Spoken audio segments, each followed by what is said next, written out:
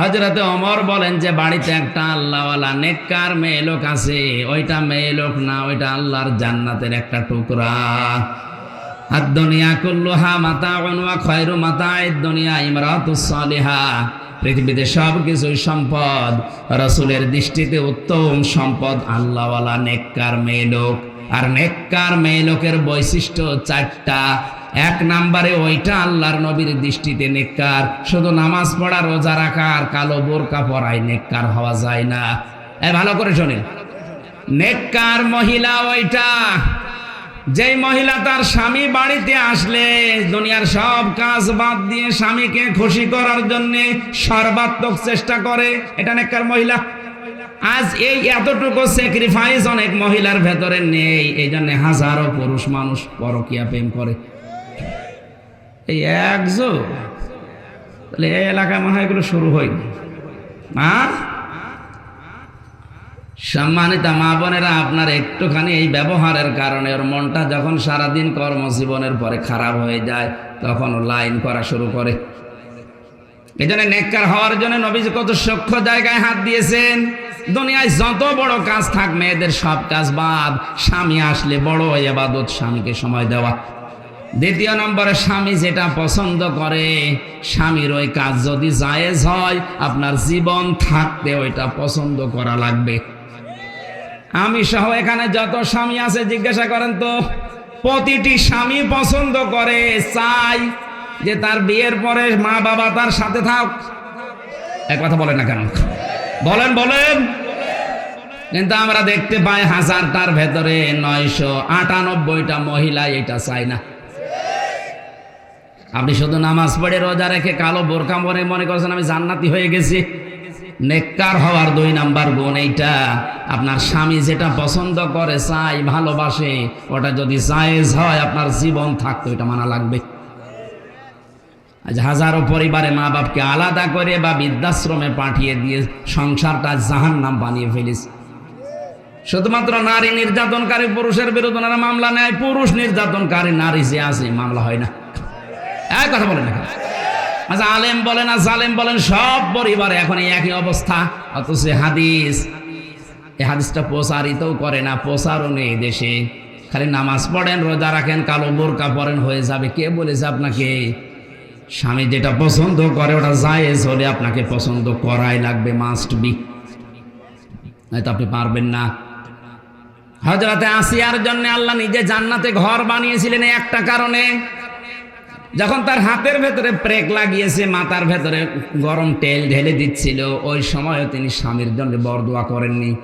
ডাক দিয়ে বলেছিলেন, মাবুদ, আমার এই অত্যাচার দেখে তুমি যেন রাগ করো না, তুমি আমার স্বামীর অত্যাচার থেকে আমাকে বাঁচাও, কিন্তু আমার স্বামীকে গজব দিও না। এ কি ভালো স্বামী? এর মতো জানোয়ার স্বামী দুনিয়ায় কারো আছে? নিজের স্ত্রীর হাতে ব্রেক লাগিয়েছে, পায়ের ভেতরে শলাকা লাগিয়েছে, মাথার উপরে গরম তেল ঢেলছে, শুধু আল্লাহর বিধান মানে এই কারণে। এরপরও স্বামীর জন্য তিনি বরদোয়া দেননি। জিবরাইল যখন জান্নাতটা সামনে নিয়ে এসেছে, বলে, আল্লাহ জান্নাত নিয়ে এসেছে, ধন্যবাদ, তুমি একটা ঘর ওই জান্নাতে আমার জন্য বানাও, যেখানে বসে বসে তোমারে দেখা যায়। আর তোমাকে বলছি তুমি রাগ করো না, আমার স্বামী যাদেরকে দিয়ে অত্যাচার করায়, নির্যাতন করায়, এই জুলুম থেকে তুমি আমাকে বাঁচাও। অনাজ্জিনি, এখানে টান আছে, অনাজ্জিনি মিন ফিরআউনা ওয়া আমালিহি অনাজ্জিনি মিনাল কওমিজ জালিমিন। সূরা তাহরিম 28 নম্বর পারা 20 নম্বর পৃষ্ঠার 12 নম্বর লাইনের 12 নম্বর আয়াতের মাঝের অংশে আছে। আসিয়া ওই কঠিন মুহূর্তেও দোয়া করেছে, আল্লাহ তুমি আমার স্বামীকে কিছু বলো না, তুমি আমার স্বামীকে কিছু বলো না, আমারে তুমি বাঁচাও।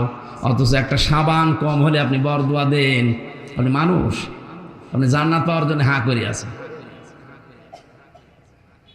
একজন মহিলাকে আল্লাহ ঘর বানিয়েছিলেন জান্নাতে তার, আর একজন মহিলাকে আল্লাহ নিজে সালাম পাঠিয়েছিলেন চিন্তা অবস্থায়, তার নাম খাদিজাতুল কুবরা। এই মহিলার জীবনটা পড়ে দেখেন, খাদিজাকে আল্লাহ সালাম দিয়েছে শুধুমাত্র স্বামীর মহাব্বত ভক্তি করার কারণে। দুনিয়ায় তার যা ছিল সব তার স্বামীর জন্য দিয়েছে। আর আপনি বিপদে পড়ে ক্যান্সার হয়ে মরে যাবেন, ও হাতের একটা বালা বিক্রি করতে চায় না। অথচ ওরে সুখে রাখার জন্য আপনি হারাম ইনকাম করেন, হযরতে খাদিজাকে সালাম দেওয়ার পেছনে যে দুইটা কারণ আমি পেয়েছি হাদিসে, এক নম্বরে তার স্বামীর প্রতি ভক্তি দেখে আল্লাহ খুশি হয়েছিলেন। সুবহানাল্লাহ বলতে পারেন না? যত রাতে আসতেন নবীজি, কোনো দিন বিশ্ব নবী এসে দেখেননি যে খাদিজা ঘুমিয়ে আছে। এসে একটা ডাক দিতেন, খাদিজা, সঙ্গে সঙ্গে দরজা খুলে যেত। ডাক দিয়ে বলে, তুমি এত রাতে ঘুমাওনি? হযরতে খাদিজা বলতেন, হে আমার স্বামী, আমি জানি আপনার শত্রু পায়ে পায়ে, সারা দিন আপনি দিনের কাছে বাইরে থাকেন, বাড়িতে আমি ঘুমাই না এই কারণে, কারণ কখন আপনি এসে ডাক দেবেন। আমি যদি আরামের বিছানায় ঘুমিয়ে থাকি আমার স্বামী কষ্ট পাবে, এই জন্য ঘুম যদি লেগেও যায় আমি বালিশটা আমার এই দরজার সাথে লাগিয়ে দাঁড়িয়ে দাঁড়িয়ে ঘুমিয়ে পড়ি। এরকম বউ তো এখন ঘরে ঘরে। একটু হাত তোলেন তো, এরকম বউ আছে কার? এই একজনে। ঠিক আছে, এই ওয়াজ করার দরকার। ওয়াজ করে কি কর? আর মেয়ে লোক দেখেন কিভাবে আছে। একটা স্বামী হাত তুলতে পারে না, একটা বুড়ো হাত তুলেছে, মনে হয় বউ নেই। যার হাত তোলার কথা তারা কেউ হাত তোলে না। না, শুধু হাসির জন্য বলি না, সম্মানিত মা বোনেরা মনে করছেন আমি নামাজ পড়ি, 5 ওয়াক্ত রোজা রাখি, তাহাজ্জুদ পড়ি, আমার গালো বোরকা আছে, আমি জান্নাত পাবো না? পাবে কে? জান্নাত। স্বামীর প্রতি ভক্তি হযরতে খাদিজা আপনার আদর্শ হওয়া দরকার ছিল। আপনি কোথায় পেছনে পড়ে আছেন তাসলিমা নাসরিনের মতো, খালি স্বামী পাল্টায়। সূরা আরাফ 8 নাম্বার পারার 10 নাম্বার পৃষ্ঠা, 1 নাম্বার লাইনের 2 নাম্বার আয়াতে আছে। তাফসীরে ফি জিলালিল কোরআন থেকে বলছি, আল্লাহ পাক বলেন, হে নবী, এই কোরআন যখন মানুষের সামনে উপস্থাপন করবেন তখন আপনার মনের ভেতরে যেন কোনো ভয়, ভীতি, দ্বিধা, দ্বন্দ্ব, সংশয়, সন্দেহ এগুলো কাজ না করে। যে আমি বলছি আবার কোনো সমস্যা আছে নাকি এই কিতাবের ভেতরে, কোন এই কথার ভেতরে কোনো ঝামেলা আবার আছে কিনা, কোনো সন্দেহ সংশয় আছে কিনা, এরকম কিছু মনে করবেন না। এখানে হারাজন শব্দটার ব্যাখ্যা পেয়েছি আমি 2টা। সন্দেহ, সংশয়, ভয়, ভীতি কেন? কারণ কোরআন প্রচার করতে গেলে অনেক মানুষ আপনার সামনে এমন আছে, তারা কোরআনের ওই বক্তব্য না বোঝার কারণে মন খারাপ করতে পারে। এরকম মানুষ দেশে আছে। আপনি কি ঘুমিয়ে গেলে? এই যে প্রথম শ্রেণী বললাম, কোরআন যেটা বলতে চায় ওইটা না বুঝে মন খারাপ করে, আছে না? এগুলো দিন দিন বাড়ছে। 2 নম্বরে, আবাহমান কাল থেকে এমন এমন ইবাদত বাংলাদেশে চালু করা আছে যেগুলো মানুষ আসলে ইবাদত মনে করে। ওটা কোরআনেও নেই, হাদিসেও নেই, মানুষ বানিয়েছে। তাফসীর করতে গেলে ওটা খুলে যাবে, ওপেন হয়ে যাবে, মুক্ত হয়ে যাবে। কারণ তাফসীর মানে খুলে ফেলা। তাফসীর মানে কি? কোরআন দিয়ে যখন কেউ তাফসীর করবে তখন ওটা খুলে যাবে, ওই আবরণ পর্দা থাকবে না, দেশের মানুষ বুঝতে পারবে যেটা 2 নাম্বার। তখন যারা আপনাকে নিয়ে এসেছিল ওরা হাদিয়া তোফা নজর নিয়াজ বাদ দিয়ে সেটা তাড়াও দিতে পারে। এই জন্য ওদিকে তাকাবেন না। কোরআনে কারিম প্রচার করার জন্য কোনো ভয়, ভীতি, দ্বিধা, দ্বন্দ্ব যেন আপনার মনে না আসে। যিকরা লিল মুমিনিন, কোরআন মুমিনদের জন্য উপদেশ। কাদের জন্য? আমরা এই হাদিসটা, এই আয়াতটা সামনে রেখে কথা বলার চেষ্টা চালাবো ইনশাআল্লাহ। দরুদ আর সালাম পড়ছি আমাদের নবী মুহাম্মদ রাসূলুল্লাহ সাল্লাল্লাহু আলাইহি ওয়াসাল্লামের প্রতি, যারা আনিত আদর্শ আমাদের জন্য মুক্তির একমাত্র গ্যারান্টি। বিশ্বনবী মুহাম্মদ রাসূলুল্লাহ এমন একজন মানুষ ছিলেন যার আদর্শ মেনে নিলে জীবনের পেছনে যে অপরাধগুলো ছিল সব আল্লাহ পাল্টিয়ে নেকি বানিয়ে দেন। এমন কোনো মানুষ দুনিয়ায় এমন আসে না যে যাকে মেনে নিলে পেছনের গোনা মাফ হয়। আছে এই একজন মানুষ। আর একটা পরিচিত আয়াত বলছি, আপনি দেখেন, অনেকে জানে এটা। কুল ইন কুনতুম তুহিব্বুনাল্লাহা ফাত্তাবিউনি ইউহিব্বুকুমুল্লাহ ওয়া ইয়াগফির লাকুম যুনুবাকুম আল্লাহু গফুরুর রহিম। সূরা আলে ইমরানের 31 নম্বর আয়াত। এই আয়াতটা নিয়ে বিভিন্ন মানুষ বিভিন্ন কায়দায় ব্যাখ্যা করছে, যে যেদিকে আছে মিনাল্লাযীনা ফাররাকু দীনাহুম ওয়া কানু শিয়া কুল্লু হিজবিন বিমা লাদাইহিম ফারিহুন। হে নবী, আপনি দেখবেন মানুষ বিভিন্ন দল বিদলে বিভক্ত হয়ে আছে, আর যে যেই দলে আছে ওই দলের কর্মসূচি নিয়ে, নিয়ম নীতি নিয়ে আনন্দে আছে। এদের এই আয়াতটা কোরআনে আছে, যে যেদিকে আছে ওইদিকে টেনে টেনে ব্যাখ্যা করে। আমরা স্পষ্ট করে বলছি, আমরা কোরআনের দাওয়াত নিয়ে এসেছি, এখানে দল কি বেদল কি ওইটা দেখার দরকার নেই। আমরা কোরআন থেকে কিছু নিতে চাই। এখানে যে শব্দগুলো আছে, আলেম যেহেতু আছে যারা, ওনারা বুঝবে, আপনারা শোনেন। আল্লাহ পাক বলেন, নবী আপনি বলুন, ইন কুনতুম তুহিব্বুনাল্লাহ, যদি তোমরা দাবি করো আল্লাহ তোমাকে ভালোবাসি। এ দাবি আমাদের আছে না? বলেন বলেন। যে ধর্মের লোক হোক, তার সে ধর্মের দেবতাকে সে ভালোবাসে। আমরা যেহেতু মুসলিম, আমাদের মালিক যিনি আল্লাহকে আমরা ভালোবাসি, এ দাবি আমাদের সকলের।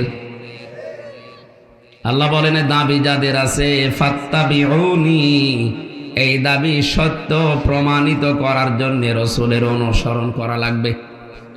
কার? দুনিয়ার কোন মানুষের নাম এই জায়গায় আল্লাহ দেননি। আল্লাহ নাম দিয়েছেন উসওয়াতুন হাসানা, উত্তম আদর্শ, তার নাম রাসূলুল্লাহ, আল্লাহর রাসূল।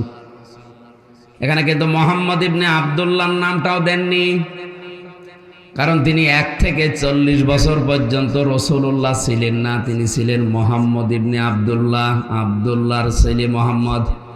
কথা বুঝতেছেন? উনি রাসূলুল্লাহ হয়েছিলেন কয় বছরে? বলেন বলেন। 40 থেকে 63, এই 23 বছরে তিনি আর মুহাম্মদ ইবনে আব্দুল্লাহ ছিলেন না, তিনি হয়ে গেছেন রাসূলুল্লাহ।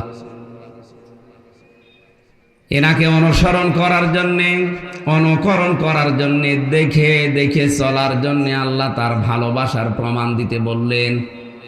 এখানে একটা একটা করে যদি হাত ধরে বলা হয় আল্লাহকে ভালোবাসেন, ও এক বাক্যে জবাব দেবে হা না না। এ হা যারা বলবে তাদের এটা প্রমাণ করার জন্যে রাসূলের অনুসরণ, অনুগত্য মাস্ট বি করাই লাগবে। এখন এই অনুসরণ কি আংশিক না পূর্ণাঙ্গ? বলেন না কেন? কেউ যদি পূর্ণাঙ্গ অনুসরণ করে, আয়াতের পরে আল্লাহ 2টা পুরস্কারের ঘোষণা দিয়েছেন। ইউহিব্বুকুমুল্লাহ, আমি আল্লাহ নিজেই তাকে ভালোবাসা আরম্ভ করব। নাকি তাকে ভালোবাসা আরম্ভ করেছি? হ্যাঁ, ইউহিব্বু এটা মজারে, বর্তমান ভবিষ্যৎ, প্রেজেন্ট ফিউচার, 2টা কাল নিয়ে এই শব্দটা গঠন করা। অতীতের শব্দ এখানে নেই। আয়াত দিয়ে প্রমাণ হয়, যখন থেকে আপনি রাসূলের অনুসরণ, অনুকরণ শুরু করবেন, ওই সময় থেকে আল্লাহ আপনাকে ভালোবাসা আরম্ভ করবে। আর আল্লাহ যদি কাউকে ভালোবাসে, ওয়াগফির লাকুম যুনুবাকুম, ইয়াগফির এটাও মজারে, এটাও বর্তমান ভবিষ্যৎ, জাম্বুন 1 বছর, জুনুব বহু বছর।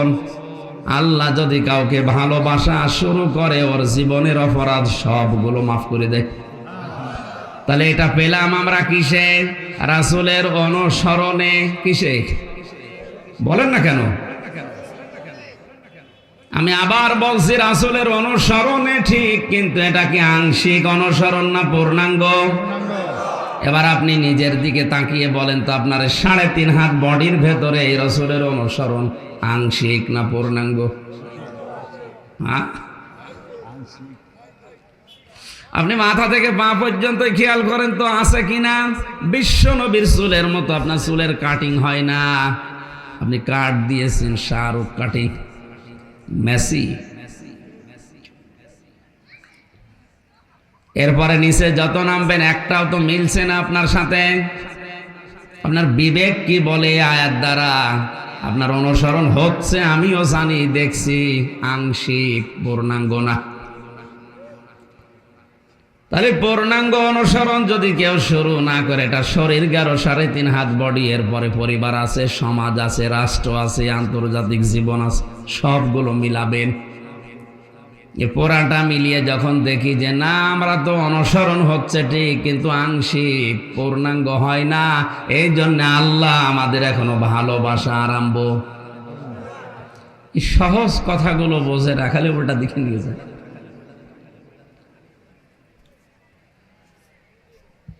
আমি যে বলছিলাম আবহমান কাল থেকে অনেক নিয়ম নীতি, বিশেষ করে বাংলাদেশ, ভারত, পাকিস্তান, এই তিনটা দেশে চলে আসছে। মানুষ ইবাদত মনে করে যেগুলো রসুলের জীবনের সাথে মেলে না। আপনি আল্লাহর ভালোবাসা পাওয়ার জন্য শর্তই হচ্ছে রসুলকে অনুসরণ করা। এই কথা বলেন। তার ভেতরে অন্যতম, আমি প্রায় 43টা পেয়েছি, অন্যতম বেশি চলে যেটা জিকির। বিভিন্ন দরবারে গেলেই মানুষকে ভালো হওয়ার জন্য বলে জিকির করবা। কি করব জিকির, কি নিয়মে করব, এটা আর অনেক দরবারে মেলে না, তখন নিজের মন মতো দিয়ে দেয়। এটা খেয়াল করে নিলাম। সূরা আরাফ 9 নাম্বার পারা 13 নাম্বার পৃষ্ঠার 4 নাম্বার লাইনের 181 নাম্বার আয়াত। এটা ওয়ালিল্লাহিল আসমাউল হুসনা ফাদউহু বিহা ওয়া যারুল্লাযীনা ইউলহিদুনা ফি আসমাই। আমি আল্লাহর বহু নাম আছে, সুন্দর সুন্দর। এখানে অনেকেই জানি আল্লাহর নাম আছে কয়টা? 99টা তো কায়দায় আছে, 5000। কত? তাফসীরের ভেতরে 5000 আল্লাহর নাম আছে। যে নামে পারেন আপনি আল্লাহকে ডাকেন, কোনো অসুবিধা নেই। কিন্তু সাবধান, যারা আল্লাহর নামকে ইলহাদ করে, এলহাদের ব্যাখ্যা হচ্ছে যারা নামে ডাকে কিন্তু নামের পাশাপাশি উলট পালট করে ফেলে, কাটছাট করে, ছোট খাটো করে ডাকে, তাদের সাথে মিলে তোমরা আল্লাহকে ডাকবা না। এটা আমি বানালাম। হ্যাঁ, আল্লাহর নির্দেশ হচ্ছে আল্লাহকে ডাকে তারা। আমি আল্লাহকে ডাকার পাশাপাশি এমন এমন নাম তারা জুড়ে দেয় যেগুলো আমি ডাকতে বলি নাই, তোমরা তাদের সাথে ডাকবা না। সুতরাং ব্রাহ্মণবাড়িয়া, কুমিল্লা, এ সমস্ত জেলায় আল্লাহর জিকিরের পাশাপাশি যারা ইয়ালি বাবা, শাহ আলী বাবা, দয়াল বাবা, খাজা বাবা বলে জিকির করে, এটা ইসলাম। এটা তো রসুলের জীবনের সাথে মিলছে না। জিকির যেহেতু একটা ইবাদত, কেউ যদি ইবাদত মনে করে অবশ্যই তার নির্ধারিত একটা সিস্টেম আছে। বলেন না কেন? অবশ্যই নির্ধারিত কয়েকটা শব্দও থাকবে। নামাজ যেমন ইবাদত, তার একটা নির্ধারিত নিয়ম আছে। কিছু কিছু নিয়ম ফলো করলে নামাজ আপনার হবে। 13টা ফরজ, 14টা ওয়াজিব, 19টা নামাজ ভাঙার কারণ যদি কেউ না জানে, ওর নামাজ হচ্ছে না। হচ্ছে জিকির ইবাদত, তার একটা নির্ধারিত নিয়ম আছে। আল্লাহ বলেন 4টা নিয়ম ফলো করা লাগবে, আর 4টা শব্দ দিয়ে জিকির করা লাগবে, কারণ এটা ইবাদত। কারণ আপনি ইয়া রাসূলুল্লাহ, ইয়া রাসূলুল্লাহ বলে জিকির হবে না, ওটা গুনাহ হবে। এই কথা বলেন না কেন? এখন যদি বলেন রসুলের ওপরে তকমা দিচ্ছেন, রসুলুল্লাহকেও ডাকবো না, ডাকেন কিন্তু দরুদ পড়ে ডাকেন। ইয়া রাসূলুল্লাহ সাল্লাল্লাহু আলাইহি ওয়াসাল্লাম বলেন, এটা দরুদ, একই। কিন্তু জিকির আল্লাহ বাদে কারো নামে জায়েজ নেই। বাংলার মুসলমানের এটা রেকর্ড হচ্ছে, কালকে সারা দেশে ছড়িয়ে যাবে। কান খাড়া করে শোনেন, আল্লাহ বাদে কারো নামে জিকির করা জায়েজ নেই, সে যত বড় লোক হোক। কথা বুঝতেছেন? জিকিরের শব্দ 4টা, সুবহানাল্লাহ, আলহামদুলিল্লাহ, লা ইলাহা ইল্লাল্লাহ, আল্লাহু আকবার। এর বাইরে কোনো শব্দ নেই। এমনকি আপনি কাট ছাটো করতে পারবেন না। কেউ যদি বলে সুবহান সুবহান, জিকির হবে? কেউ যদি বলে আকবার আকবার, হবে? আলহামদ আলহামদ, হবে? লিল্লাহ লিল্লাহ হচ্ছে না, পুরাটা বলা লাগবে। সুবহানাল্লাহ, আলহামদুলিল্লাহ, লা ইলাহা ইল্লাল্লাহ, আল্লাহু আকবার। ওয়াতাম্মাত কালিমাতু রাব্বিকা সিদকা ওয়া আদলা, লা মুবাদদিলা লিকালিমাতিহি ওয়া হুয়াস সামিউল আলিম। সূরা আনআম 8 নাম্বার পারার 1 নাম্বার পৃষ্ঠার 10 নাম্বার লাইনের 115 নম্বর আয়াত। এটা, হে নবী, আমার কালাম কিন্তু পরিপূর্ণ। কি দিয়ে পরিপূর্ণ?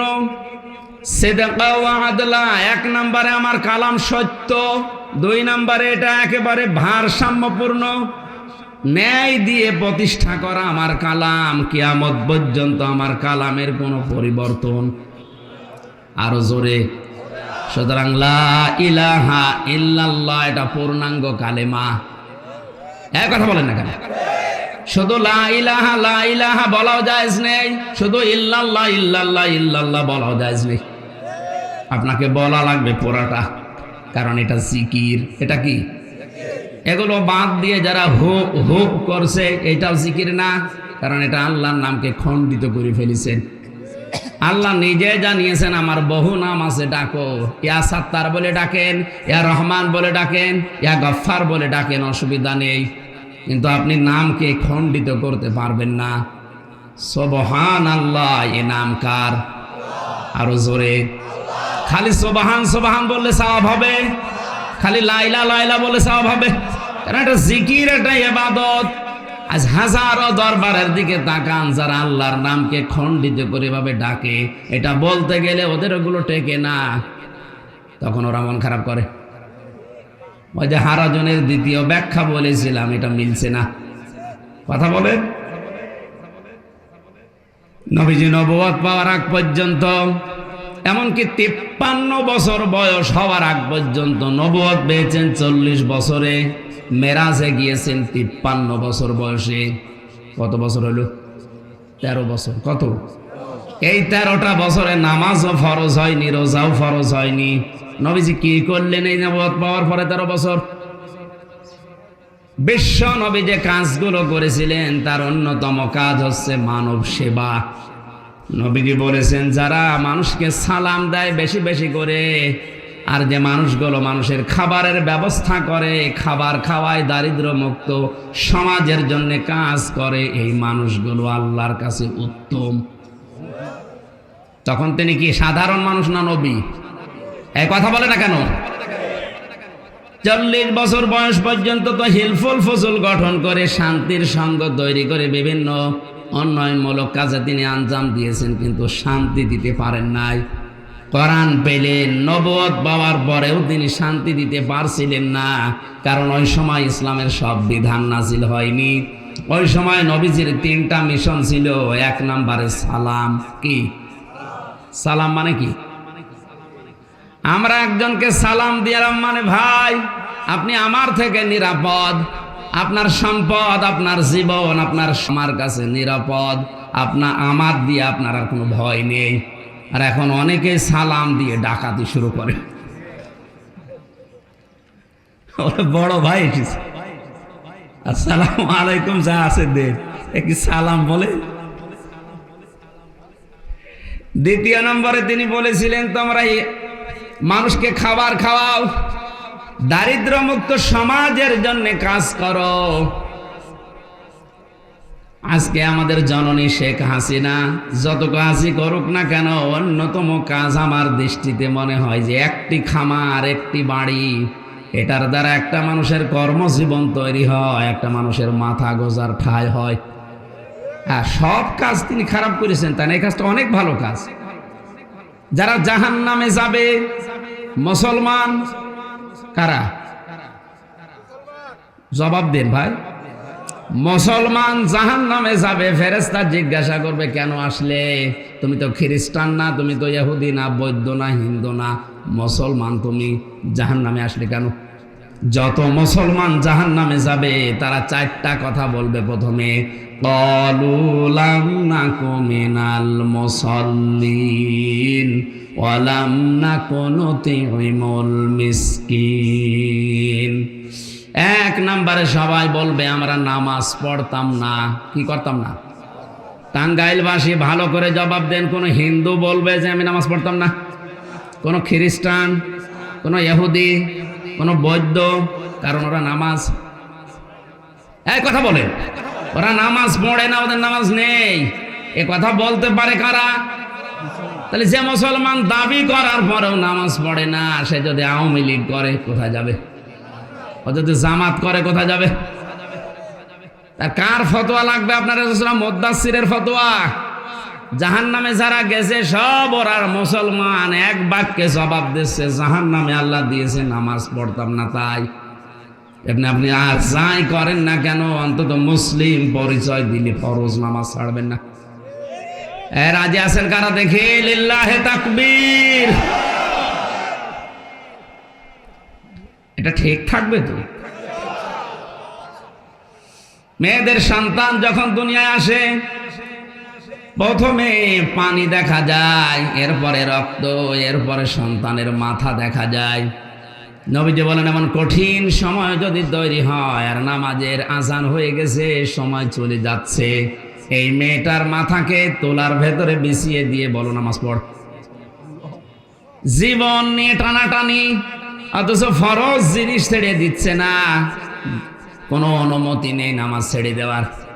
আর আমরা চা খেতে খেতে আসরের নামাজ নষ্ট হয়ে যাও, টেরও পায় না। মুসা আলাইহিস সালামের জামানায় আল্লাহ একবার বললেন, এক কামার বাজারে কাজ করে, লোহা পিটায়, ওরে বলো যে তুমি জান্নাতি। মুসা নবী বলে, আল্লাহ তুমি আর লোক পেলে না, কামারের কথা বললে? দুনিয়ায় এত বড় বড় লোক আছে, কামার লোহা পিটিয়ে সোজা করে, ও কি এমন আমল করে? আল্লাহ বলেন দেখো গিয়ে।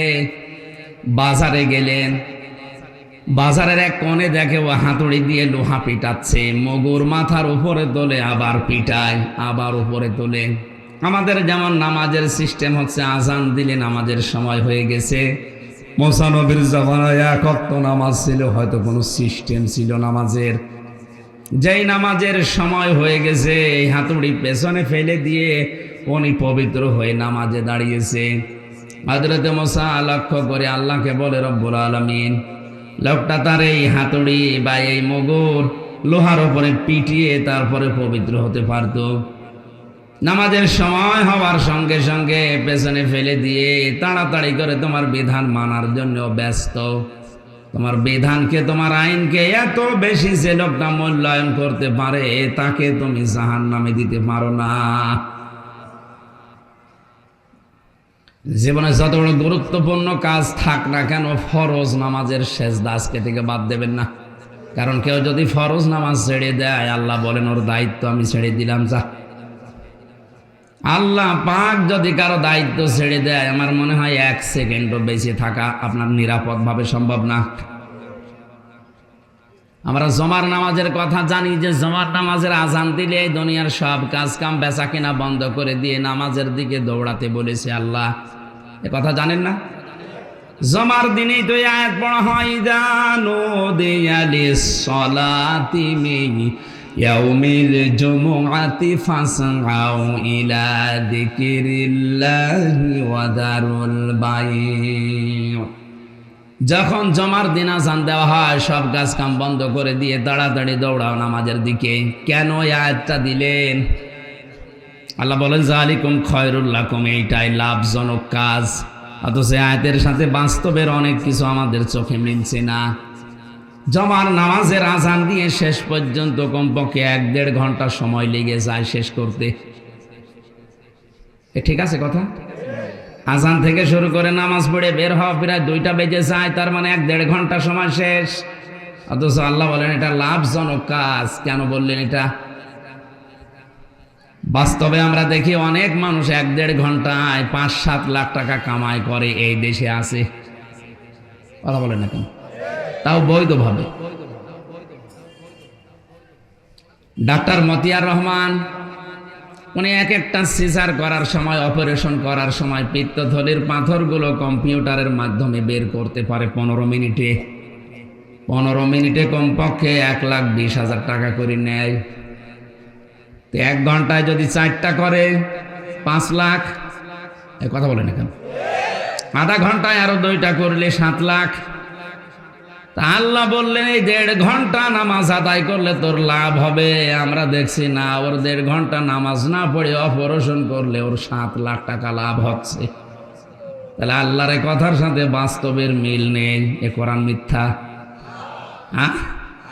আল্লাহ এটা দিয়েছেন কেন? এই কারণে দিয়েছে, কারণ নামাজ যে সমাজে নেই, নামাজ যে পরিবারে, যে রাষ্ট্রে নামাজ চলে না, নামাজের শিক্ষা নেই, ওখানে আপনি 1.5 ঘন্টায় 7 লাখ টাকা উপায় করবেন, ঠিক আছে, বৈধভাবেই। টাকাটা নিয়ে আপনি মনে করেন 2 কিলো দূরে আপনার বাড়ি যাওয়ার সময় ছিনতাইকারী, ডাকাত, সন্ত্রাসী, চাঁদাবাজ এরকম যারা আছে তাদের কবলে পড়ার সম্ভাবনা নেই। তারা যদি টাকা চায়, যদি দিতে না চান মেরেও ফেলতে পারে, তখন টাকাও যাবে, জানও যাবে। কিন্তু যে সমাজে নামাজ আছে, নামাজের শিক্ষা আছে, নামাজের শিক্ষা 4টা, ওই নামাজের শিক্ষাগুলো বাস্তব জীবনে যাদের আছে, ওই সমাজে 7 লাখ না 7 কোটি টাকা নিয়ে বাড়িতে গেলেও কেউ তাকাবে না। এই জন্য আল্লাহ বলেছেন এটা লাভজনক কাজ, কিন্তু সেই সিস্টেম আমরা তৈরি করতে পারিনি। এই জন্য রাতের বেলা বাড়িতে যাওয়া অত সোজা, তারপর ওনার পাহারা দেয় বলে বাঁচা যায়। রাতে আমরা 3টা জিনিস রাস্তাঘাটে দেখি, রাত যত গভীর হয় রাস্তায় 3টা জিনিস পাওয়া যায়। একটা হচ্ছে বক্তা, একটা কোত্তা, আর একটা পুলিশ। না, রাগ করার দরকার নেই, কারণ আমরা রাস্তায় থাকি। রাত গভীর হলে হয় দেখবেন কোনো বক্তার সাথে দেখা হবে, নাই পুলিশের সাথে, নাই কোত্তার সাথে। কথা বলছে না, ওনারা এই সিস্টেমটুকু পালন করছে, তাও নিরাপদে একটু যাওয়া যাচ্ছে। যদিও ও হাত গুটিয়ে বসে থাকতো, আর নামাজের শিক্ষা যা চলছে আমাদের দেশে, এই জন্য ফরজ নামাজটা বাদ দেওয়া কোনো মতেই যাবে না। যেহেতু রাষ্ট্রীয়ভাবে নামাজটা নেই, এটা সরকারের দায়িত্ব ছিল রাষ্ট্রীয়ভাবে নামাজটা কায়েম করে দেওয়া। 53 বছর হয়ে গেল, মুসলমান বারবার ঘুরে ঘুরে আসে, কিন্তু এই বিধানটা আজও আমরা রাষ্ট্রীয়ভাবে পাইনি। আমাদের দুর্ভাগ্য। আমাদের যিনি আছেন দায়িত্বে, আমাদের জননী শেখ হাসিনাকে আমরা আহ্বান জানাবো, আপনি আবার হয়েছেন দায়িত্বশীল, নামাজটা অন্তত মরণের আগে আমাদের দেশে রাষ্ট্রীয়ভাবে চালু করে দেন, তাহলে নিরাপদ থাকতে পারবো। পুলিশের ডিউটিও কমে যাবে, 24 ঘন্টায় ডিউটি পালন করবে। আমার দোলা ভাইও তো পুলিশ, 24 ঘন্টা এদের ডিউটি, 1 সেকেন্ড তো খালি নেই। একটু ঘুমিয়ে আসেন, এখন যদি ডাক দেয় আবার চলে যেতে। সম্মানিত ভাইরা, বাস্তবে নামাজের শিক্ষা এই জন্যে দিয়েছিলেন। তাহলে মুসলমান দাবি করে যে নামাজ পড়ে না, ও যাবে কোথায়? এই ফতোয়া হামজার কার? ছাড়বেন নামাজ আর ছাড়বেন? যে দুনিয়া একদিকে চলে যাক, সব হারিয়ে যাক, কিন্তু আমি ফরজ নামাজ ছেড়ে দেব না ইনশাআল্লাহ। 2 নম্বরে ওরা বলবে ওয়ালাম নাকুন নুতিমুল মিসকিন, এতিম মিসকিনদেরকে খাবার দিতাম না, তার মানে দারিদ্র মুক্ত সমাজ ব্যবস্থার জন্য আমি কাজ করতাম না, এই জন্য আল্লাহ জাহান্নামে দিয়েছে।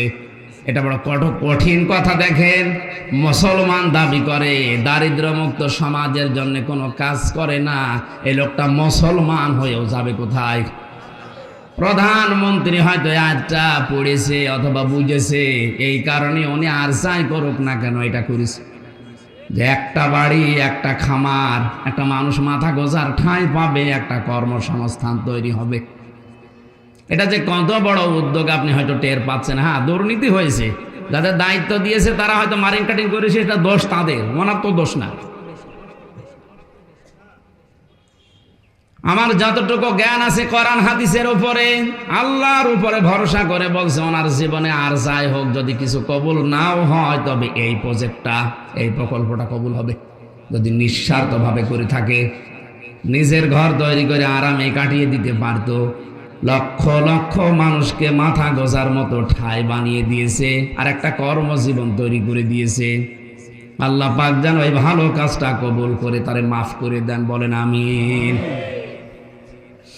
নবীজিকে অনুসরণ করলে জীবনের গুনাহগুলো মাফ হয়, আমি এটা বোঝাচ্ছিলাম। এই কারণে নবীজি নবুয়ত পাওয়ার পরেই নামাজ ফরজ হয়নি, 13 বছর পরে। কত বছর? তাহলে 13 বছর তিনি এই কাজগুলো করেছিলেন। এজন্য শুধু নিজে খেয়ে পরে বাঁচবেন, মানুষের খোঁজ খবর রাখবেন না, কে কি খেলো দেখবেন না, এইটার নাম ইসলাম না। এটার নাম আব্দুল্লাহ বিন মুবারকের জীবনী পড়েছিলাম, এত বড় আলেম ছিলেন তিনি। এখানে যারা আছে অন্তত জ্ঞানী মানুষ তার নাম জানে না কেউ নেই। আব্দুল্লাহ বিন মুবারক হাদিসের মুহাদ্দিস ছিলেন, তামাম দুনিয়ায় তার নাম আলেমরা অন্তত জানে। কোন ময়দানে যদি তিনি আলেমদের সমাবেশে হাজির হতেন, ওই জামানার আলেমরা বলতো আব্দুল্লাহ বিন মুবারক আকাশের চাঁদের মতো।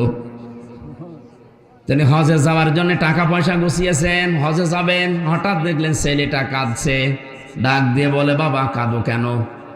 ছেলেটা বলে, আব্বা আমি ওই পাড়ায় গিয়েছিলাম, ওরা গোশত রান্না করছিল, আমি চাইলাম, আমারে দিল না, আমারে ধাক্কা দিয়ে বের করে দিল, আমার মনে দুঃখ লেগেছে।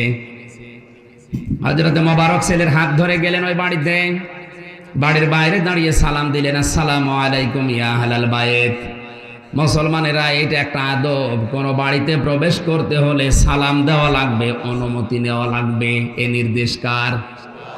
আল্লাহ এই নির্দেশটা কেন দিয়েছিলেন ব্যাখ্যাও আছে, অথচ আজ এইটা আমাদের সামাজিক জীবনে নেই। আন্দাজে যার তার বাড়িতে ঢুকে পড়ে, এটা যে কত কঠিন গুনাহ। সালাম দেওয়া লাগবে, অনুমতি নেওয়া লাগবে। ভেতর থেকে যদি আওয়াজ 3 বার দেওয়ার পরে না আসে, আপনি চলে যাবেন। এখন যদি মনে করেন আমি এত দূর থেকে শওকতের বাড়ি আসলাম আর উনি আমার জবাবও দিল না, উত্তরও দিল না, কথাও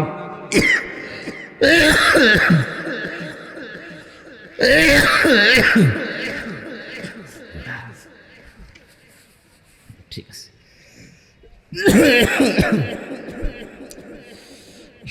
3 বছর জেলের ভেতরে ছিলাম, খাবার দাবার তো ভালো ছিল, ভেতরে সব কল কবজা নড়িয়ে গেছে। এই জন্য স্বাভাবিক হতে একটু সময় লাগবে, সেই ঘুম হচ্ছে না তো। দোয়া করছে আল্লাহর কাছে, আপনারাও করেন আগের কণ্ঠ যেন আল্লাহ আবার ফিরিয়ে দেন। তাহলে বাড়িতে ঢোকার আল্লাহর যে আদব আল্লাহ শিখিয়ে দিলেন। আপনি হয়তো 2 কিলো দূর থেকে হেঁটে যানবাহনে শওকত শিকদারের বাড়ি আসলেন, সালাম দিলেন, উনি বলছে ভাই আমি এখন ঝামেলায় আছে, আপনি চলে যান।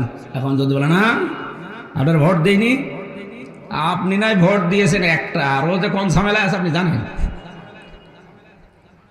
আর স্ত্রীর ঝামেলা থাকতে পারে, মা বাবার ঝামেলা থাকতে পারে, সম্পদের ঝামেলা থাকতে পারে।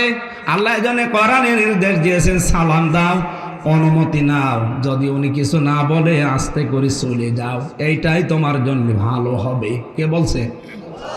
এই আদেশটা পারিবারিক জীবনে আমাদের মেনে নেওয়া যাবে না। এমনকি নিজের মায়ের ঘরে হলেও সালাম দেওয়া অনুমতি ছাড়া প্রবেশ করা যাবে না। নবীজি বলেন তোমার মা কি অবস্থায় আছে তুমি তো জানো না, আন্দাজে ঢুকবা না। আমরা মা না ভাবির ঘরে পর্যন্ত ঢুকে পড়ছে। অনেকে ঘরের বাইরে থেকে দরজা দিয়ে ফাঁকা দিয়ে আগে দেখে নেয় কিছু আছে কিনা, যখন দেখে যে হ্যাঁ তখন বলে ভাবি আসবো, তোর এখন বলার দরকার কি, সব তো দেখাই হয়ে গেছে। কিয়ামতে এরকম চোখের ভেতরে আল্লাহ গরম তেল ঢেলে দেবে, জোরে বলেন নাউজুবিল্লাহ। হযরত মোবারক সালাম দেওয়ার পরে লোকটা বেরিয়ে বলছে হুজুর এত বড় আলেম আমার বাড়ির সামনে, আসেন ভেতরে আসেন, কি করব আপনার জন্য। হযরত মোবারক বললেন ভাই আমি ব্যস্ত মানুষ, আমি হজে যাচ্ছিলাম, আমার এই ছেলেটা কাঁদছিল, এর কান্না থামাতে আমি এসেছি। আপনাদের বাড়িতে গোশত রান্না হয়েছে? বলে হ্যাঁ। আমার ছেলেটা এসেছিল? বলে হ্যাঁ। চেয়েছিল? বলে হ্যাঁ। দাও নাই কেন? কথা বলে না। চোখের পানি ফেলে দিয়ে বলে হুজুর দুঃখের কথা বলবো কি, আজ 3 দিন আমার চুলায় আগুন জ্বলে না। আমি ময়দানে গিয়েছিলাম কাদের সন্ধানে, কিন্তু কাজ পাইনি। পথের মধ্যে আসার সময় দেখি একটা মরা গরু পড়ে আছে, চামড়া ছিলে কিছু গোশত নিয়ে এসে রান্না করেছিলাম। আমরা যেহেতু গরিব মানুষ, আমাদের জন্য মরা মাংসও জায়েজ আছে, এই জন্য 3 দিন পরে এটা পরিবারস্থ লোকদের নিয়ে খাচ্ছিলাম। আপনি তো সাহেবে মাল ধনী মানুষ, আপনার ছেলেটাকে আমি চিনি, ও বারবার যখন ডিস্টার্ব করছিল এটা তো আপনার জন্য খাওয়া জায়েজ না, ছোট মানুষ বসে না, এই জন্য ধাক্কা দিয়েছে। মরা গরুর মাংস যদি আপনার ছেলেরে না দিয়ে ভুল করে থাকি, মেহেরবানি করে আমারে মাফ করে দেন। হযরত মোবারক কেঁদে ফেললেন।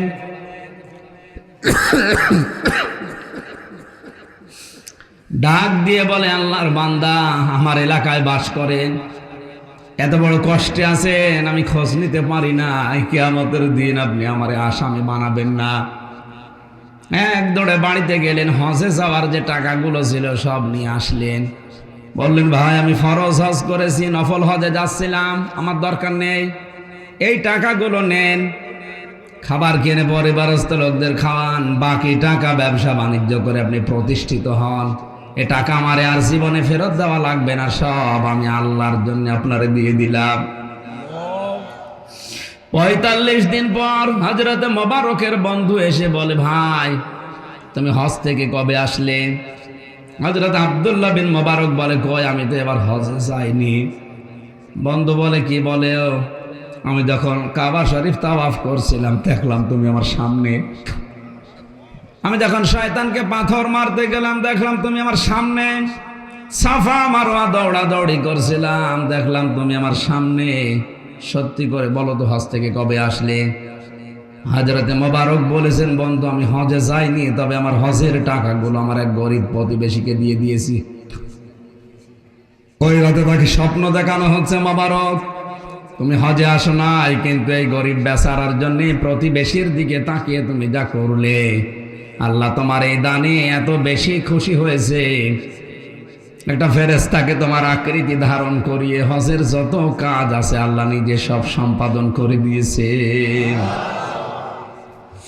আরে বছরে আরাফাতের ময়দানে যত লক্ষ লক্ষ মানুষ হজ করতে এসেছে, তোমার এই দানের ওসিলায় আল্লাহ সবার হজ কবুল করে নিয়েছে।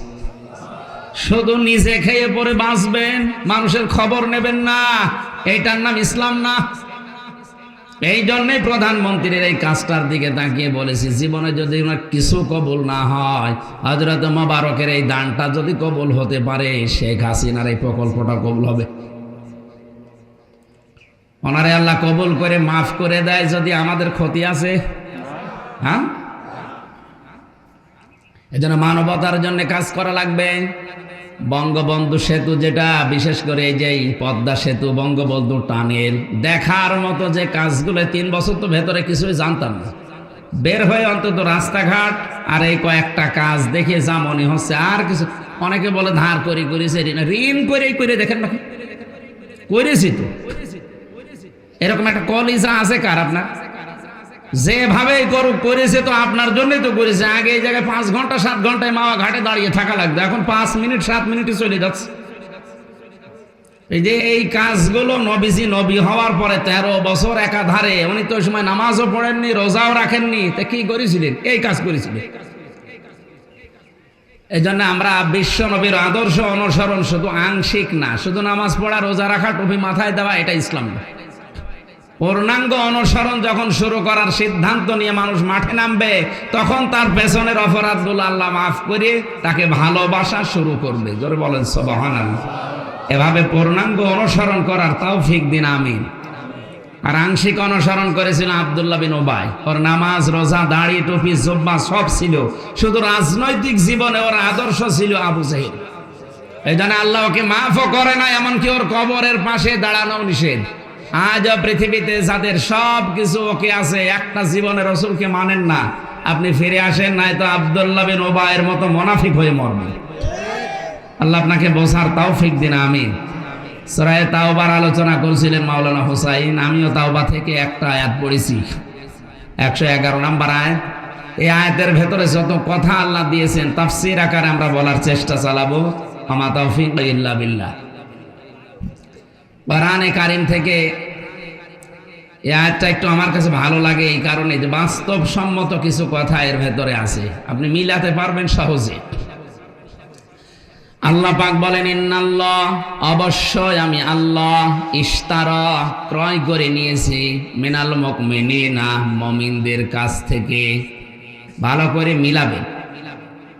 এখানে ক্রেতা সরাসরি আল্লাহ নিজে, কে? বিক্রেতা সবাই না, বিক্রেতা শুধুমাত্র মুমিনরা। কারা? আল্লাহ কিন্তু সবার কাছে কিনতে চান না, শুধুমাত্র মুমিনের কাছ থেকে আল্লাহ কিনতে চান। মুমিন কাকে বলে? আমরা অনেকেই মনে করি আমার মুসলমান দেওয়া আছে ছোটবেলায়, আমি মুমিন।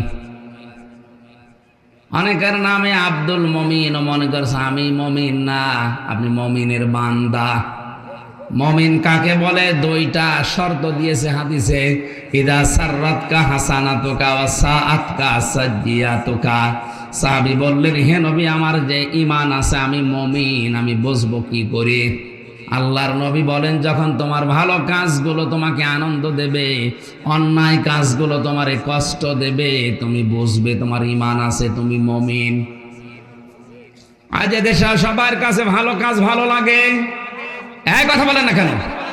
কোরআনে কারিমের যে অনুষ্ঠানগুলো, নির্দ্বিধায় যারা মানুষ এক বাক্যে বলবে এটা ভালো কাজ, কিন্তু এই কাজটাও আজ অনেকের কাছে ভালো লাগছে না। যে মুসলমানের কাছে কোরআনে কারিম প্রচার করা, কোরআন পড়ানো, কোরআন প্রতিষ্ঠা করা ভালো লাগে না, ওর নামে আলহাজ থাকলে ওইটা বেঈমান। আল্লাহ বেঈমানেরটা কিনবে, অথচ এরকম হাজারো বেঈমান আজ মসজিদে টাইলস লাগিয়ে দিচ্ছে। হ্যাঁ, কথা বলেন না কেন?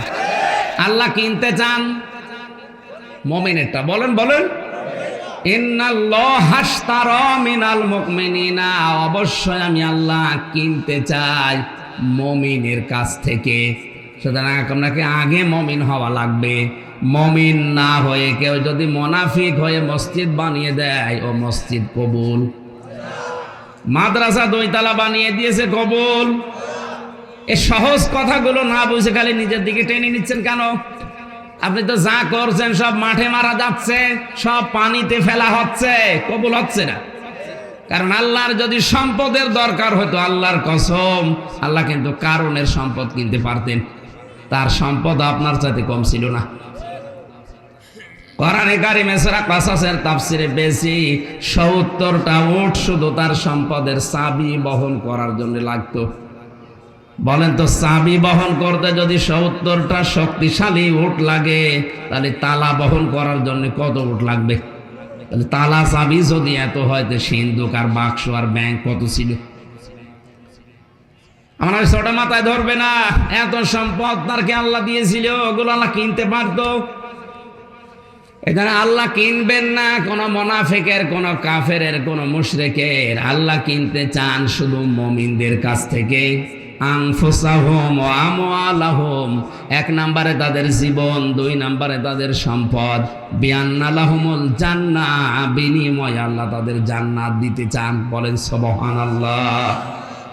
জান্নাতটা শুধু নাম শুনেছি, কোরআন আর হাদিস পড়ার পরে আমার যতটুকু বিশ্বাস হয়েছে, জান্নাতের একটা শিকের মূল্য তামাম বাংলাদেশ বিক্রি করলেও হবে না, তামাম দুনিয়া দিলেও সম্ভব না। এক একটা পাথর হবে বা ইট বানাবে আল্লাহ স্বর্ণ দিয়ে, রূপা দিয়ে, একটার পর একটা গাঁথনি দিয়ে ঘর বানিয়েছে জান্নাতে। এখানে যে শিকগুলো দরজা জ্বালানায় দেওয়া আছে, হাদিস হচ্ছে তামাম দুনিয়া যদি কেউ বিক্রি করে, জান্নাতের একটা শিকের মূল্য হবে না। এত বড় দামি জিনিস আল্লাহ এমনিতেই দিচ্ছে না, মুমিনের কাছ থেকে তার জান আর মাল আল্লাহ কিনে এটা বিনিময়ে দিচ্ছে। এখন আল্লাহ কোনো অপবিত্র, হারাম, অবৈধ, নাপাক জিনিস কিনবে? আরো জোরে। আপনি মুমিন হলেও শুধু হবে না, যেটা বিক্রি করবেন এটা বিক্রি করার জন্য এটা পবিত্র হওয়া লাগবে, বৈধ হওয়া লাগবে, পবিত্র হওয়া লাগবে, পাক হওয়া লাগবে, সাফ হওয়া লাগবে। আমাদের প্রথমে আল্লাহ জীবন কিনতে চেয়েছেন। জীবন যদি কেউ আল্লাহকে বিক্রি করতে চায়, জীবন পবিত্র হওয়া লাগবে, না পাক। পবিত্র জীবন হওয়ার জন্য শর্ত 2টা। 1 নম্বরে তার জীবনে শিরিক থাকবে না, 2 নম্বরে তার জীবনে বেদাত থাকবে না। এবার নিজের দিকে তাকিয়ে বলেন, আপনি যে জীবন গঠন করেছেন, এই জীবনে শিরিক আছে না নেই? বেদাত আছে না নেই? আজকে আসার সময় হাদিস পড়ছিলাম, হাউজে কাউসারের পানি নবীজির হাতে মানুষ পান করবে, কিন্তু 2 শ্রেণীর মানুষকে আল্লাহ কিয়ামতের ময়দানে হাউজে কাউসারের পানি দেবেন না। বলেন নাউজুবিল্লাহ। 1 নম্বরে তারা যারা দুনিয়াতে বেদাত তৈরি করে, আর এটা বাংলাদেশে বেশি। আন্দাজে ইসলাম মনে করে একটা পালন করে চলে যাচ্ছে। প্রশ্ন করলে বলে, হুজুর আমি জানি না তাই মানি না। এটা একটা শয়তানি কথা। তুমি জানো না কেন? জানো না এটা তোমার অপরাধ। বলেন, যারা বলে জানি না তাই মানি না, এটা শয়তানি। আপনি জানেন না কেন? পৃথিবীর কেউ মায়ের পেট থেকে জেনে আসেনি, বই থেকে আপনার মতোই। ও যদি জানতে পারে তা আপনার কি হয়েছে? দুনিয়া ইসলামের বিধানগুলো জানাও ফরজ, মানাও। বলেন বলেন, ইসলামের কোন বিধান জানেন আপনি কিন্তু মানেন না, আপনার একটা গুনাহ হবে। কারণ জানার ফরজ আদায় হয়েছে, মানার ফরজ আদায় হয়নি, এজন্য গুনাহ হবে একটা। আর আপনি জানেনও না, মানেনও, আপনার ডবল গুনাহগার। কথা বুঝতেছেন? তাহলে আমাদের জীবন যদি পবিত্র করতে হয়, শর্ত কয়টা? দেখে দেখে মিলাবেন যে আমাদের জীবনে যেন আর যাই থাক, শিরিক না থাকে। এক একটা শব্দে যে কত কথা আল্লাহ লুকিয়ে রেখেছেন। শিরিক আবার 4 প্রকার: শিরিক বিল জাত, শিরিক বিল সিফাত, শিরিক বিল ইখতিয়ারা, শিরিক বিল হুকুক।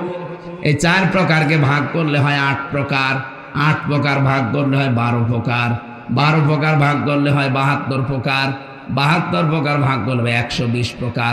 এতগুলো শব্দ এই শুধু শিন র কাফ এর ভেতরে লুকিয়ে আছে। তাফসীরুল কোরআন মাহফিলে এই জন্য সময় বেশি লেগে যায়, আমাদের সময় কম। সামনে আসরের নামাজ, আমি খুব সামারাইজ করে তাড়াতাড়ি করছি। আল্লাহ আমাদের জীবন কিনতে চায়, অপবিত্র নাপাক জীবন আল্লাহ কিনবে না। কাবা শরীফ যারা তাওয়াফ করেছে, যেখানে বসে আছে, কাফনের ওই কাপড়টা পরনে দিয়ে আর গায়ে জড়িয়ে আল্লাহকে বলা লাব্বাইক আল্লাহুম্মা লাব্বাইক, হে আল্লাহ আমি হাজির হয়ে গেছি, আমার নামটা তুমি লিখে নাও। আল্লাহ বলেন, এই হামজা দাঁড়া, কাবা শরীফ তাওয়াফ করার আগে দাঁড়া, তুই বল লা শারীকা লাকা লাব্বাইক, আল্লাহ আমি মুশরিক না, আমি কিন্তু শিরিক করি না, আমি আর যাই করি আমি শিরিক। বলেন বলেন। অথচ কৌশলে জাতিকে আজ মুশরিক বানানোর চেষ্টা চালাচ্ছে অনেকে। যারা ক্ষমতার উৎস জনগণ বলে এরা মুশরিক। বলেন, ক্ষমতার উৎসকে আপনি মানতে পারেন না সেটা আলাদা, কিন্তু একথা বিশ্বাসও করা যাবে না, বলাও যাবে না ক্ষমতার উৎস জনগণ। এটা বলে যদি কেউ মারা যায় ও মুশরিক। আর মুশরিকের জন্য দোয়া করাও জায়েজ নেই। নবীজি তার চাচা মুশরিক ছিল, আবু তালেব হাত তুলেছিলেন, আল্লাহ আমার চাচাকে মাফ করে দাও। আল্লাহ বলেন হাত নামান। কার জন্য হাত তুলেছেন? আপনি জানেন না আপনার চাচা মুশরিক? বলেন তো, নবীজির দোয়া যদি আল্লাহ ফেরত দিয়ে দেয়, চাচা মুশরিক, আর বাংলাদেশে টাটকা মুশরিক মরে যাচ্ছে, আর আমরা দোয়া করে জান্নাতে দিয়ে আসছি, মনে হয় যে কন্ট্রাক্টর নিয়েছে। ঘোরাকে দেয়নি, আপনি সাবধান হন। আর যাই করেন শিরিক করা যাবে না। শিরিক করলে আল্লাহ ওই স্বামীর মতো রেগে যায় যে স্বামী বাড়িতে যেয়ে দেখে তার স্ত্রী অন্য লোক নিয়ে ঘুমিয়ে আছে। এটা কেউ কেউ মেনে নিতে পারে? আরো জোরে বলেন। আল্লাহ পাক ঠিক ওই কায়দায় রাখেন। কারণ কি, একেবারে বীর্য থেকে শুরু করে হামজা বানিয়েছে। দুনিয়ায় আর কারো কোনো কিছু নেই, সবটাই কার ক্ষমতা? বীর্য থেকে শুরু করে হামজা পর্যন্ত কার ক্ষমতা? মায়ের বুকের উপরে যে খাবারগুলো আল্লাহ রেখেছিলেন, এটাও দুনিয়ার মানুষ তৈরি করেন, এটা আল্লাহ বানিয়েছে। আল্লাহ পাক এজন্য সব চাইতে বেশি রাগ করেন বান্দার উপরে ওই সময় বান্দা যখন শিরিক করে ফেলে। সে বুঝে করুক আর না বুঝে করুক। আমাদের দেশে অনেকেই না বুঝে এটা করে। আপনি এই জন্যে শিরিকটা ভালোভাবে বোঝা লাগবে, শোনা লাগবে। 2 নম্বরে কোনো বেদাত করা যাবে না। আনফুসাহুম ওয়া আমওয়ালাহুম, আল্লাহ বলেন 2 নম্বরে আমি তোমাদের সম্পদ কিনতে চাই। কি সম্পদ? অবৈধ সম্পদ হলে হবে পবিত্র। বলেন কি? সম্পদ পবিত্র করার 9টা পদ্ধতি আছে। বারবার টাকাকে খালি গোসল করাবেন। হ্যাঁ, এখানে মাল শব্দ আল্লাহ দিয়েছেন বহুবচন, আমওয়াল, মালের বহুবচন আমওয়াল। আমরা অনেকেই এতদিন মনে করতাম মাল মানে আবুল মাল, নাকি আমাদের আগেরটা কামাল। মাল মানে কি? সম্পদ। আর দুনিয়ায় যত সম্পদ আছে এর ভেতরে উত্তম সম্পদ আল্লাহ রাসূলের দৃষ্টিতে আল্লাহওয়ালা নেককার মেয়ে লোক। সুবহানাল্লাহ বলতে পারেন না? হযরত ওমর বলেন যে বাড়িতে একটা আল্লাহওয়ালা নেককার মেয়ে লোক আছে, ওইটা মেয়ে লোক না, ওইটা আল্লাহর জান্নাতের একটা টুকরা। আর দুনিয়া কুল্লুহা মাতাউন ওয়া খায়রু মাতাইদ দুনিয়া ইমরাতুস সালিহা। পৃথিবীতে সব কিছুই সম্পদ, রাসূলের দৃষ্টিতে উত্তম সম্পদ আল্লাহওয়ালা নেককার মেয়ে লোক। আর নেককার মেয়ে লোকের বৈশিষ্ট্য 4টা। 1 নম্বরে ওইটা আল্লাহর নবীর দৃষ্টিতে নেককার। শুধু নামাজ পড়া, রোজা রাখা আর কালো বোরকা পরায় নেককার হওয়া যায় না।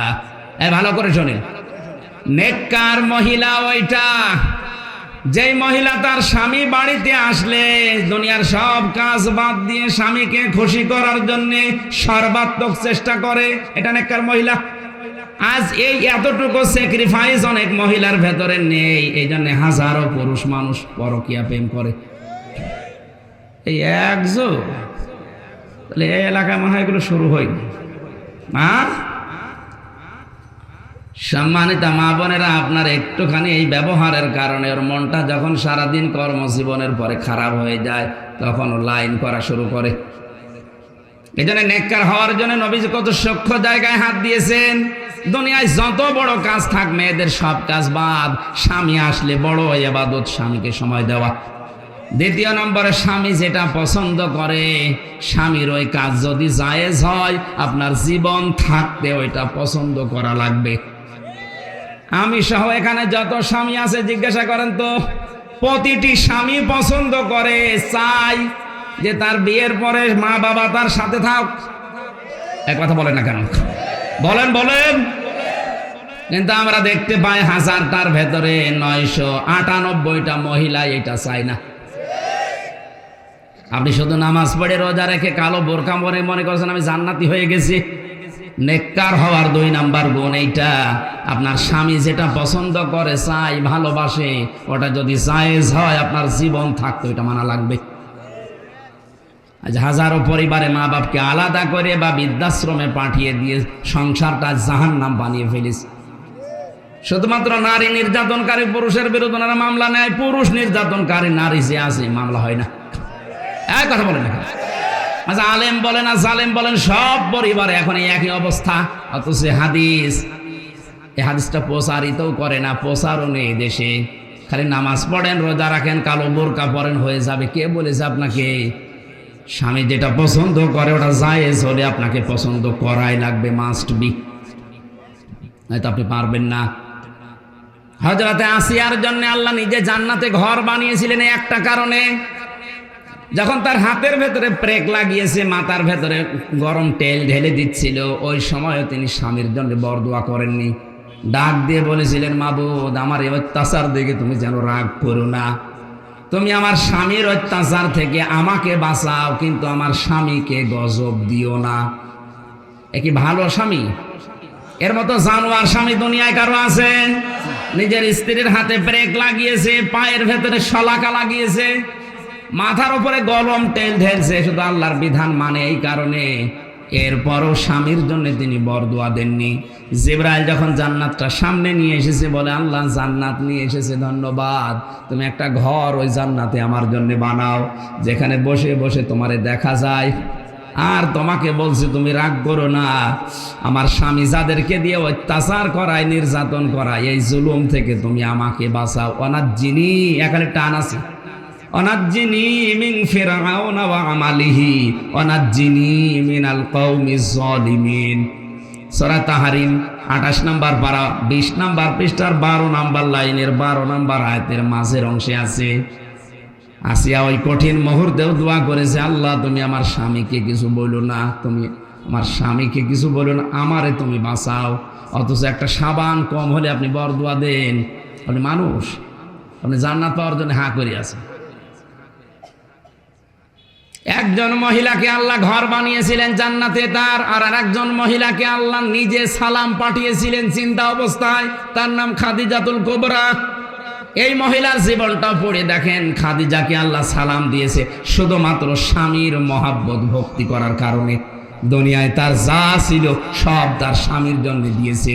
আর আপনি বিপদে পড়ে ক্যান্সার হয়ে মরে যাবেন, ও হাতের একটা বালা বিক্রি করতে চায় না, অথচ ওরে সুখে রাখার জন্য আপনি হারাম ইনকাম করেন। হযরতে খাদিজাকে সালাম দেওয়ার পেছনে যে 2টা কারণ আমি পেয়েছি হাদিসে। 1 নম্বরে তার স্বামীর প্রতি ভক্তি দেখে আল্লাহ খুশি হয়েছিলেন। সুবহানাল্লাহ বলতে পারেন না? যত রাতে আসতেন নবীজি, কোনদিন বিশ্ব নবী এসে দেখেন যে খাদিজা ঘুমিয়ে আছে, এসে একটা ডাক দিতেন, খাদিজা, সঙ্গে সঙ্গে দরজা খুলে যেত, ডাক দিয়ে বলে, তুমি এত রাতে ঘুমাওনি? হযরতে খাদিজা বলতেন, হে আমার স্বামী, আমি জানি আপনার শত্রু পায়ে পায়ে, সারা দিন আপনি দিনের কাছে বাইরে থাকেন, বাড়িতে আমি ঘুমাই না এই কারণে, কারণ কখন আপনি এসে ডাক দেবেন। আমি যদি আরামের বিছানায় ঘুমিয়ে থাকি আমার স্বামী কষ্ট পাবে, এই জন্য ঘুম যদি লেগেও যায় আমি বালিশটা আমার এই দরজার সাথে লাগিয়ে দাঁড়িয়ে দাঁড়িয়ে ঘুমিয়ে পড়ি। এরকম বউ তো এখন ঘরে ঘরে। একটু হাত তোলেন তো, এরকম বউ আছে কার? এই একজনে। ঠিক আছে, ওয়াজ করার দরকার, ওয়াজ করে কি কর? আর মেয়ে লোক দেখেন কিভাবে আছে, একটা স্বামী হাত তুলতে পারে না, একটা বুড়ো হাত তুলেছে মনে হয় বউ নেই। যার হাত তোলার কথা তারা কেউ হাত তোলে না। না শুধু হাসির জন্য বলি না, সম্মানিত মা বোনেরা মনে করছেন আমি নামাজ পড়ি, 5 ওয়াক্ত রোজা রাখি, তাহাজ্জুদ পড়ি, আমার গালো বোরকা আছে, আমি জান্নাত পাবো না? পাবে কে? জান্নাত। স্বামীর প্রতি ভক্তি হযরতে খাদিজা আপনার আদর্শ হওয়া দরকার ছিল। আপনি কোথায় পেছনে পড়ে আছেন তাসলিমা নাসরিনের মতো, খালি স্বামী পাল্টায়। আল্লাহ আমাদেরকে হেফাজত করুন। 4 নম্বরে স্বামীর সম্পদ এবং সন্তান ইসলামের দিকে চালানোর জন্য মেয়েরা চেষ্টা করবে। আমি মনে হয় আয়াতটা শেষ করতে গেলে আসরের নামাজ আর 2 মিনিট আছে, আর বলতে পারছি না। আগামীতে কোনো জায়গায় নিয়ে আসলে রাতে নিয়ে আসবেন, দিনের বেলা মাহফিল হয় না। এখানে নিয়ে আসেন, রাতে নিয়ে আসেন, রাত 8টা, 8:30, 9টায় তুলে দেবেন, একবারে রাত 10টা, 11টা, 12টা পর্যন্ত। এই দিনের বেলায় ছাতায় মানুষ গ্যাঞ্জাম করে, আমারও কথা ভুলে যায়। আগামীতে দেখবো ইনশাল্লাহ। আল্লাহুম্মা আমিন। রব্বানা যালামনা আনফুসানা ওয়া ইল্লাম তাগফির লানা ওয়া তারহামনা লানাকুনান্না মিনাল খাসিরিন। এই মোনাজাতটা বসে করেন, বসেন। এখন আসরের নামাজের সময় বসেন, মোনাজাত বসে করেন। এরপরে আসরের নামাজ এখানে জামাতে পড়বেন, বাড়ি যাবেন। মাথা নিচু করেন, চক্ষু বন্ধ করেন, জীবনের অপরাধগুলো স্মরণ করেন। রব্বানা আতিনা ফিদ দুনিয়া হাসানা ওয়া ফিল আখিরাতি হাসানা ওয়া কিনা আযাবান নার ওয়া আদখিলনাল জান্নাতা মা'আল আবরার ইয়া আজিজু ইয়া গফফার ইয়া রাব্বাল আলামিন। রব্বুল আলামিন টাঙ্গাইল জেলার সখীপুর থানা হাতিয়া এলাকার দিকে তাকাও। হাজার হাজার বান্দা বান্দি দিনের বেলার সব কাজ বাদ দিয়ে কোরআনে কারীম শোনার জন্য বসে আছে। কোরআন শোনার জন্য, বোঝার জন্য যাদের এত আগ্রহ, তুমি অমরের মতো এদের কবুল করে নাও। সওয়াব যদি দিয়ে থাকো কোটি কোটি গুণে বাড়িয়ে দাও। কিয়ামতে যিনি সুপারিশ করে জান্নাত নিয়ে যাবে, ওই নবীর রওজায় পৌঁছিয়ে দাও। মাহফিলের সম্মানিত সভাপতি আমার হাজী সাহেবকে কবুল করে নাও। আল্লাহ তাআলা মাহফিলের প্রধান অতিথির দায়িত্বে যাকে দিয়েছ, আলহাজ শওকত শিকদার, তার জীবনের ভালো কাজগুলো কবুল করো। মানুষ হিসাবে যে অন্যায়গুলো করে ফেলেছে আল্লাহ মাফ করে দাও। তার মা বাবাকে ক্ষমা করো, তার স্ত্রী সন্তান যেগুলো দিয়েছ সহি সালামতে রাখো। মাহফিলের বিশেষ অতিথি আমাদের অভিভাবক শেখ শাহিনুর রহমানকে কবুল করে নাও, তার মা বাপকে মাফ করে দাও। প্রশাসনের যে ভাইগুলো আজকে দায়িত্ব পালন করেছে, নিজেদের মা বাবা, স্ত্রী পুত্র সন্তান ছেড়ে দিয়ে যারা দেশ এবং দেশের দায়িত্ব পালন করছে, এদের দায়িত্বটা তুমি ইবাদত হিসেবে কবুল করে নাও। তাদের পরিবারগুলো তুমি নিজের হাতে দেখে রাখো। আল্লাহ তাআলা আসমান জমিনের বালা মুসিবত থেকে তুমি আমাদের বাঁচাও।